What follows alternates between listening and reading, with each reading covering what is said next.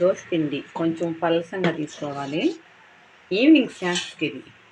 అందులో కొంచెం onion, carrot, కరివేపాకు, కొత్తిమీర, ఇంకా ఉంటే ఆకుకూర కూడా వేసుకోవచ్చు. పిల్లల కంటికి కానీ అలా మంచిది. విడిగా తినమంటే ఎట్లాగో తినాలి కదా.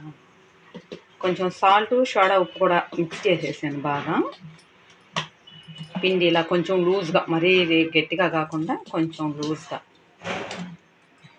ఇలా దోస పిండి మొత్తం మిక్స్ అయ్యేలా.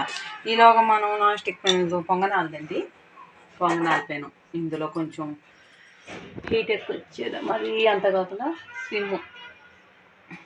సిమ్లో పెట్టుకున్నామంటే పర్ఫెక్ట్గా ఉంటుంది.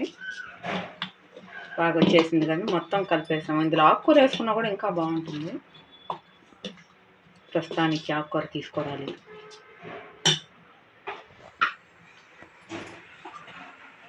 కొంచెం లైట్గా ఆయిల్, కొంచెం ఎక్కువ కూడా అవసరం లేదు, కానీ అంటుకోకుండా పిండి అందులో అంటుకోకుండా కొంచెం లైట్గా ఆయిల్ వేసుకుంటే చాలండి. కొంచెం హీట్ ఎక్కింది. ఓకే, బాగా హీట్ ఎక్కింది. బాగా మిక్స్ చేసేసుకున్నాం కదా మొత్తం. ఇందులో సాల్ట్ కూడా, సోడా ఉప్పు కూడా వేసేస్తున్నాను.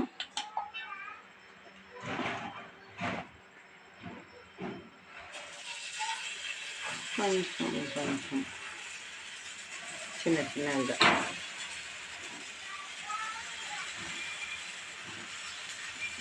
చిన్న పొంగనాలు.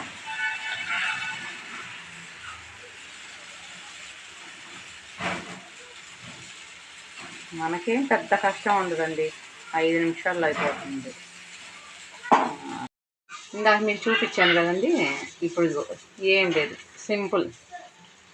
సింపుల్గా ఇలా తిప్పితే చాలు. చూసారుగా, సింపుల్గా ఇలా. పెద్ద కష్టమేం కాదు, 5 నిమిషాలు పిల్లలు అదిగో అనేసరికి అయిపోతుంది అంతే, ఇంకేం లేదు. చూడండి, పెద్ద ఆయిల్ కూడా పెద్దగా పడదు ఇందులో, ఆయిల్ బాగుండదు. అందులోపల క్యారెట్ ఉన్నాయి కాబట్టి అవి తీసి పక్కన పెడతారని భయం కూడా ఉండదండి, మామూలుగా పొంగనాలు కాబట్టి. ఇందులో చూడండి చాలా సింపుల్, ఆ చేత కాని వాళ్ళు కూడా సింపుల్గా చేసుకోవచ్చు. ఇది చాలా, ఇది ఎందుకు పక్కకి వెళ్తాయి, షేపులు తేడా వస్తాయి, ఆ భయం ఏం ఉండదండి. చూసారుగా, ఎలా అయినా ఫస్ట్ టైం అయినా సరే ట్రై చేయొచ్చు. దీని ద్వారా అయితే అస్సలు భయపడిన అవసరం లేదు.